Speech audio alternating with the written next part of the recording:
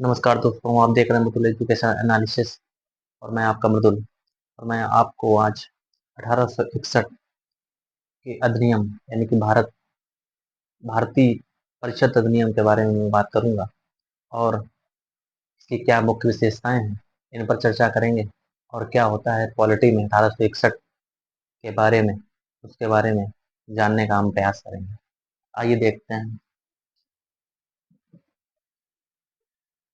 1861 का भारत परिषद अधिनियम। इसके पहले हमने लोगों ने 1773 का रेगुलेटिंग एक्ट, इसके बाद 1784 का हमने पिट्स इंडिया एक्ट देखा। इसके बाद 1833 का चार्टर एक्ट देखा। इसके बाद हम लोगों ने 1853 का चार्टर चार्टर एक्ट देखा। फिर 1858 में ताज का शासन आ जाता है, यानी कि रानी का शासन आ जाता है, यानी कि गवर्नमेंट जो होती है वो कंपनी के थ्रू ना होकर स्वतः जिम्मेदारी लेती है। सरकार यहाँ पर जिम्मेदारी ले लेती है। अब उसी के तहत पढ़ेंगे। यहाँ पर कोई चार्टर नहीं होगा, चार्टर अधिनियम नहीं होगा, बल्कि भारत परिषद अधिनियम या राजशाही शासन बोल सकते हैं, उसका अधिनियम होगा, जो कि डायरेक्ट रूप से यहाँ पर ताज का शासन हो रहा है और उसके द्वारा ये अधिनियम बनाए जा रहे हैं। यहाँ 1861 में आपको ये बता दूं कि ये अधिनियम कुछ लुभावना अधिनियम है, जो कि भारतीयों को लुभा रहा है, क्योंकि वो सोचता है कि क्योंकि 1857 में क्रांति हुई थी। 1857 क्रांति के बाद रानी के हाथ में लगाम आ गई थी भारत की, और इसके तहत उसने कुछ लालच देने का काम यहाँ पर किया है। उसको जरा गौर से देखते हैं, पॉलिटी की भाषा में समझते हैं। 1861 का भारत परिषद अधिनियम, इसको बोल सकते हैं इंडियन काउंसिल एक्ट। इसमें नंबर एक, वायसराय की परिषद में 3 भारतीय सदस्यों को नामांकित। वायसराय की जो परिषद, यानी कि हमने आपको बताया था कि 1858 में, 1858 में हुआ क्या था कि वायसराय जो बना था, लॉर्ड कैनिंग वायसराय, जो कि एक राज सचिव के हैं, जो भारत का राज सचिव था, जो इंग्लैंड में बैठता था, और वो संसद के प्रति उत्तरदायी था, जवाबदेही था वहां की। तो वो उसके अंडर में काम करता था। जो उसकी परिषद थी, परिषद का मतलब यहाँ पर एक काउंसिल से मतलब है। और यहाँ ये एक काउंसिल है, इसका इंग्लिश मीन काउंसिल है। और काउंसिल में क्या होते हैं, कुछ लोग होते हैं जो एक विधि बनाते हैं, लॉ बनाते हैं, कानून पास करते हैं, अधिनियम बनाते हैं उस चीज को। तो अभी यहाँ पर कोई भी डेमोक्रेसी का पालन नहीं है, और ना ही एक तरीके से बोल सकते हैं, क्योंकि अभी इलेक्टेड वाला कोई यहाँ पर, निर्वाचन वाला कोई यहाँ पर काम नहीं हो रहा। तो पहली चीज आप ये जान लीजिए कि यहाँ पर इलेक्शन का कोई काम नहीं है, और यहाँ पर कोई भी लोकतंत्र काम नहीं कर रहा। सॉरी।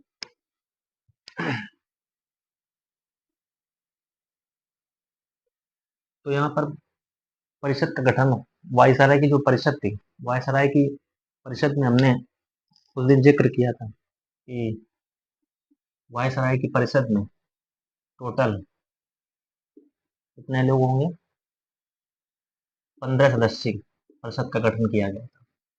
अब इसमें से 3 भारतीय सदस्यों को नामांकित किया जाएगा।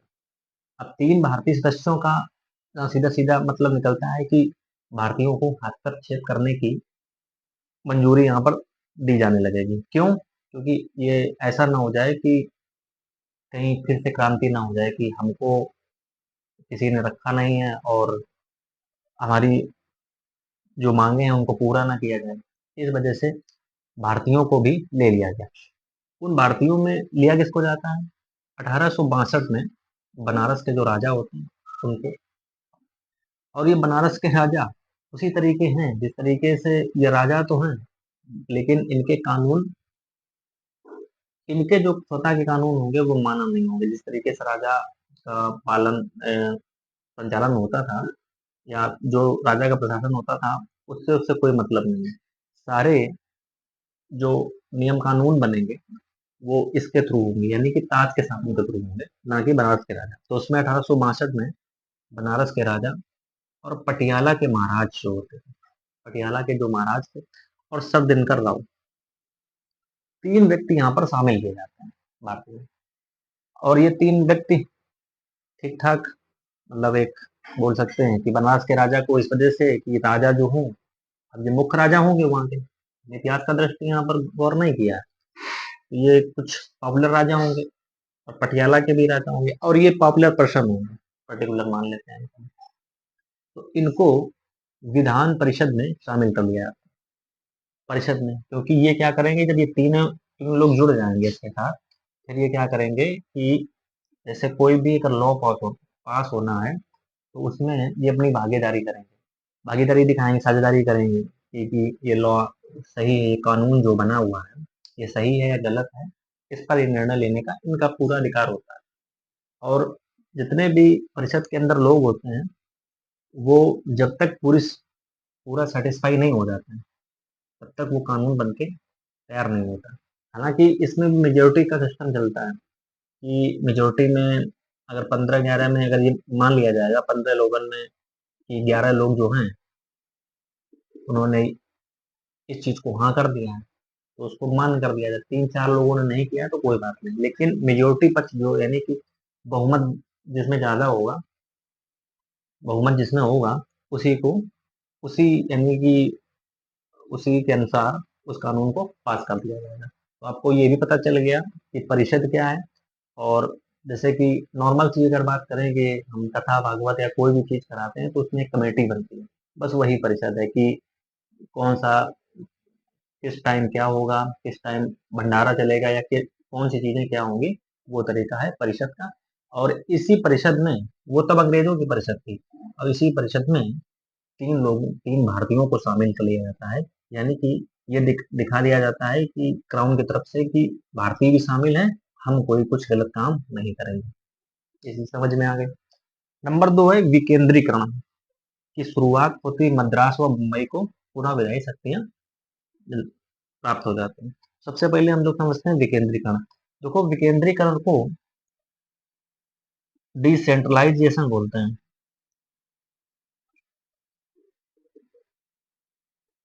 ये डिसेंट्रलाइजेशन है। अब यहाँ पर देखो डिसेंट्रलाइजेशन क्या है कि पहले देख रहे थे कि केंद्रीकरण की व्यवस्था की गई थी, केंद्रीकरण का सिस्टम यहाँ पर किया जाता है, बट अब क्या है कि 1773 वाला जो था उलटफेर कर दिया गया। अब 1833 के अनुसार से काम चलेगा। अब यहाँ पर देखिए आप विकेंद्रीकरण, विकेंद्रीकरण का मतलब होता है कि कोई गांव है, गांव से हम बोल सकते हैं, आप बोल सकते हैं केंद्र की ओर। गांव से केंद्र का मतलब ये है कि एक गांव होगा और फिर केंद्रीय सरकार हो, जैसे गांव में प्रधान बनता है और केंद्र में जैसे प्रधानमंत्री हो गए, उस तरीके जिसको पीएम लिख सकते हैं, पीएम। गांव में प्रधान और केंद्र में प्रधानमंत्री का, यानी कि केंद्रीकरण ना होके यहाँ पर विकेंद्रीकरण हो गया, जिससे क्या होगा कि गांव तक यानी कि गांव को जोड़ने का भी काम यहाँ पर किया जाए। ये नहीं कि केंद्र का जो मेन है वही बस हेड रहेगा, गांव की इसमें साझेदारी नहीं होगी। और अभी की फिलहाल की भारत की बात करें तो पंचायतों का वो जिक्र है, पंचायतों का जिक्र किया गया था, तो इसी वजह से किया गया था कि भारत को भी डिसेंट्रलाइजेशन बनाया जाए, लेकिन उस समय भी विकेंद्रीकरण की शुरुआत की गई थी।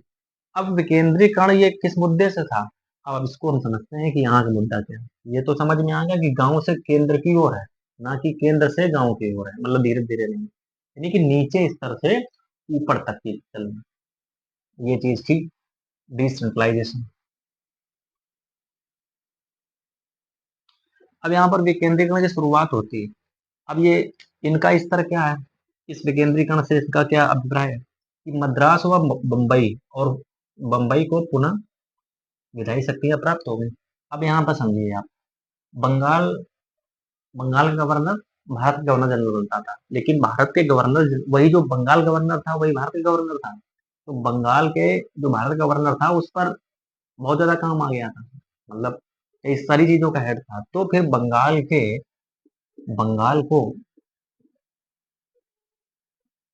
फिर से एक गवर्नर का पद दे दिया जाता है बंगाल में। और फिर इसके बाद मद्रास और बम्बई। बम्बई यानी कि इन्होंने प्रांतीय स्तर का काम यहाँ पर चालू करने का काम किया है। अब यहाँ पर समझते हैं कि अभी हम देख रहे थे कि केंद्र के स्तर पर, क्योंकि केंद्र में वायसराय था, तो वायसराय की जो परिषद थी, तो वहां पर केंद्रीकरण का काम हो रहा था। और जैसे ही विकेंद्रीकरण किया गया, तो बंगाल है, मद्रास है, क्योंकि क्या हुआ था, इसकी अगर पीछे की बात करें, तो यहाँ पर तीनों, ये जो तीनों हैं, बंगाल, मद्रास और बम्बई, इनकी तीनों की शक्तियों को छीन लिया गया था। और शक्तियों को जब छीना गया था, तो इनके पास पावर, जो जाहिर सी बात है कि बिल्कुल खत्म हो जाएगा, शक्तियां बिल्कुल खत्म हो जाएंगी। तो ये एक पद के रूप में है, लेकिन इनके पास पावर कोई नहीं है। अब क्या होगा, विकेंद्रीकरण होगा। विकेंद्रीकरण हमने आपको बताया था कि गांव से, यानी कि छोटे स्तर से भी आगे की ओर बढ़ना, वो विकेंद्रीकरण, इसमें गांव भी जोड़ दिया जाता है। तो यहाँ पर बंगाल और मद्रास और बम्बई को फिर पुनः क्या कर देंगे, दोबारा से शक्तियां वापस कर देंगे, यानी कि विधायी शक्तियां। विधायी शक्तियों का मतलब यहाँ पर ये हमने बताया, विधि, ला का, कानून का, कानून का पावर यहाँ पर, यानी कि ये भी लॉ बना सकते हैं। इनकी भी कमेटी होगी, ठीक, इनकी भी परिषद होगी, इनकी भी परिषद होगी और इनकी भी परिषद होगी, जिससे कि क्या होगा, ये अपने अपने कानून को अपने प्रदेश स्तर में लागू कर सकते हैं। जिस तरीके से हमने बताया था कि 3 सूचियां होती हैं। नंबर 1 सूची, जैसे कि संघ सूची हो गई, समवर्ती सूची हो गई, राज्य सूची हो गई। जैसे अगर पुलिस की बात करें तो वो राज्य सूची का विषय है। जैसे जेल की बात करें तो वो भी जेल जो है, वो भी राज्य सूची का विषय है। और अगर हम आर्मी की बात करें तो सेना है, तो केंद्र सूची का विषय है। अब तो यहाँ समझते हैं, जैसे जेल में एक जगह लिखा होता है सेंट्रल जेल। अब सेंट्रल जेल से मतलब ये नहीं कि वो केंद्रीय जेल है। केंद्रीय जेल का सिर्फ मतलब यहाँ पर ये हो जाता है कि वो बड़ी जेल से वो पता है। तो आपको ये भी समझ में आ गया। तो सूचियां बनाई जाती हैं। तो उसी तरीके से विकेंद्रीकरण की शुरुआत में बंगाल और मद्रास और बम्बई को लॉ बनाने का, यानी कि विधायी शक्तियां, यानी कि विधि बनाने की शक्तियां प्रदान कर दी गई, जो पहले थी और बाद में हटाई गई थी, अब फिर से लागू हो गई। तो ये आपको बात समझ में आ गई। अब यहाँ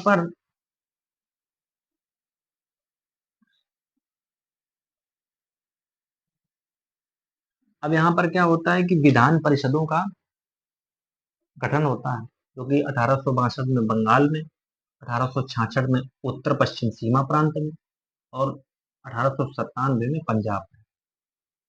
अब इसको समझते हैं विधान परिषदों को जो गठन है। हालांकि पहले ही समझते हैं विधान परिषद है क्या।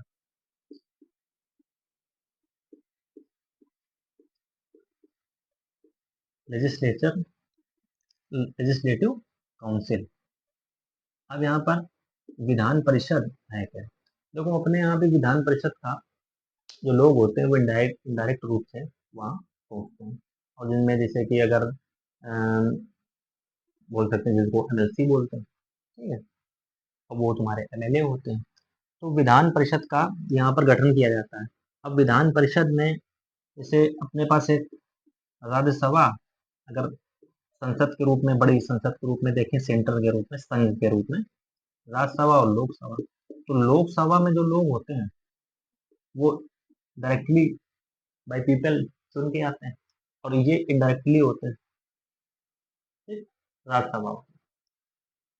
और इनका चुनाव होता है, लेकिन शॉर्टली चुनाव करके ये लोग अपना, इस तरीके से इनका इलेक्शन होता है। तो लोकसभा अगर कोई बिल पास करती है, फिर वो राज्यसभा के पास जाता है। तो उसी तरीके से जैसे प्रदेश स्तर में विधानसभा होती है और विधान परिषद होती है। तो विधानसभा में कोई लॉ होता है, उसको, जैसे मान लो कोई किसी लॉ की मांग की गई, कोई कानून बनाया जा रहा है, तो उसको फिर वहां पर भेजेंगे विधान परिषद में। तो कुछ अगर कमियां होंगी, और जाहिर सी बात है कि वो पढ़े लिखे लोग हैं, कुछ अगर कमियां होंगी तो उनको निकालने का काम किया जाएगा, उनको हटाने का काम किया जाएगा कि नहीं, ये नहीं सही है, हम इस पर मंजूरी नहीं दे सकते, ठीक है। तो लोकसभा में कुछ चीजें ऐसी होती हैं, जैसे मनी बिल अगर है, तो उस पर जाहिर सी बात है कि राज्यसभा रोक नहीं पाएगी, वो बात का विषय है। तो हमारे समझाने का सिर्फ मतलब ये है कि विधान परिषदों का यहाँ पर गठन कर दिया जाता है।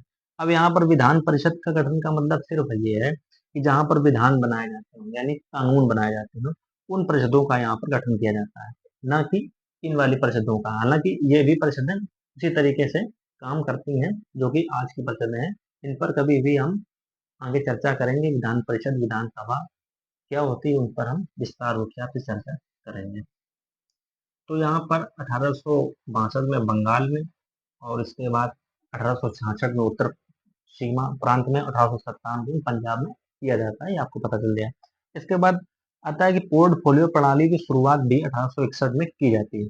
अब हम इसको समझ लेते हैं कि पोर्टफोलियो हकीकत में है क्या। तो पोर्टफोलियो क्या है, इसके बारे में बात करेंगे।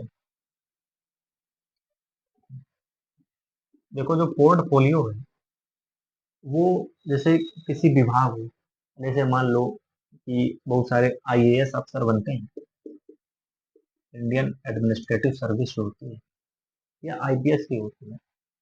तो सब आईएएस डीएम नहीं बन जाते हैं, डिस्ट्रिक्ट मजिस्ट्रेट नहीं बनते। तो कोई सीडीओ होगा, तो कोई सीईओ होगा, यानी कि चीफ डेवलपमेंट ऑफिसर, या चीफ एग्जीक्यूटिव ऑफिसर, या चीफ एजुकेशन ऑफिसर, ये भी बोल सकते हैं, उनका अलग अलग मीन है। तो ये एक अलग अलग विभाग है। तो इसका भी पोर्टफोलियो किसी एक व्यक्ति को दे दिया जाएगा जो उस एबिलिटी का होगा, उस पद का योग्य होगा। अब यहाँ पर विधान परिषद, जैसे कि हमने बताया कि पहले 12 थे, तो 3 और जोड़ दिए गए, 15 हो गए। तो यहाँ पर पोर्टफोलियो का मतलब सिर्फ ये हो जाता है कि किसी एक जिम्मेदार व्यक्ति को एक मंत्रालय सौंप देना। जैसे कि मान लो होम मिनिस्ट्री है, ठीक। अब उसका पोर्टफोलियो कौन संभालेगा, तो कौन संभाल रहा है, जैसे अमित शाह जी हैं, वो पोर्टफोलियो पोलियो संभाल रहे हैं। तो ऐसे पोर्टफोलियो की प्रणाली शुरुआत हुई कि जितने भी सदस्य हैं वो उनको एक एक मंत्रालय या विभाग दे दिया जाएगा कि आप इसके जिम्मेदार हैं, आप इसको अच्छे तरीके से संचालन कीजिए, आप इसको अच्छे तरीके से चलाइए, ये चीज थी। इसके बाद पोर्टफोलियो प्रणाली की शुरुआत हो गई, ये भी पता चल गया। इसके बाद अध्यादेश वायसराय के द्वारा लागू किया जाता है और 6 माह की अवधि होती है। अध्यादेश को हम लोग ऑर्डिनेंस भी बोल सकते हैं, इंग्लिश में बोलते हैं। और अध्यादेश है क्या कि जब आपातकाल की समस्या है, जैसे कि वित्तीय आपातकाल हो सकता है, और तो ये अध्यादेश जो लागू होता था उसकी 6 माह की अवधि बनाई गई थी कि यहाँ पर बिना सोचे समझे, यानी कि बिना परिषद की सलाह लिए हुए वायसराय आपातकाल यानी कि अध्यादेश जारी कर सकता है। समझ रहे हैं आप हमारी बात को। अध्यादेश वायसराय के द्वारा अध्यादेश या कोई आपात इमरजेंसी हो तो उसके लिए, या देश में मान लो मान लो कुछ अ, आक्रमण होने वाला हो, तब भी आपातकाल लगाया जा सकता है। जैसे अगर बात करें तो राष्ट्रीय आपातकाल, वित्तीय आपातकाल हो गया आपका, और राष्ट्रपति शासन जब किसी प्रदेश स्तर पे लगाया जाता है, जैसे कि टेरिटरी हो गई कोई, उस पर, या केंद्र शासित प्रदेश, उस पर भी कई बार राष्ट्रपति शासन लग जाता है। इस तरीके से वायसराय भी अध्यादेश जारी कर सकता है 6 माह की अवधि के लिए। तो ये कुछ था 1861 का भारत परिषद अधिनियम, जो कि हमने विस्तार से इसको समझा। आपको अगर हमारा वीडियो अच्छा लगे तो कमेंट बॉक्स में ज़रूर बताएं, और हमारे वीडियो को लाइक और सब्सक्राइब जरूर करें। जय हिंद, जय भारत।